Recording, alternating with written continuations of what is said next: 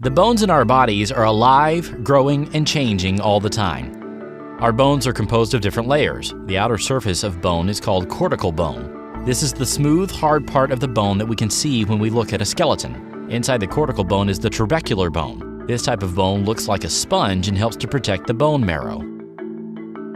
The constant process of bones growing and changing is known as bone remodeling. This process is carried out by specific cells in our bones.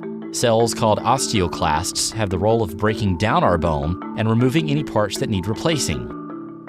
At the same time, cells called osteoblasts have the job of making new bone and helping to repair any parts of the bone that have been damaged. On Earth, in healthy individuals, this process is normally balanced so that the same amount of bone is made and broken down. In space, astronauts are exposed to lower levels of gravity than on Earth.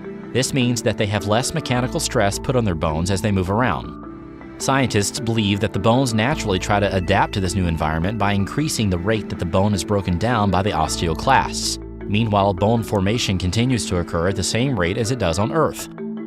The result is an imbalance in bone remodeling, which leads to an overall decrease in bone mineral density. While in space, astronauts can manage with lower bone density, but when they return, their bones are less able to cope with Earth's gravity. This increases the risk of fracture and injury.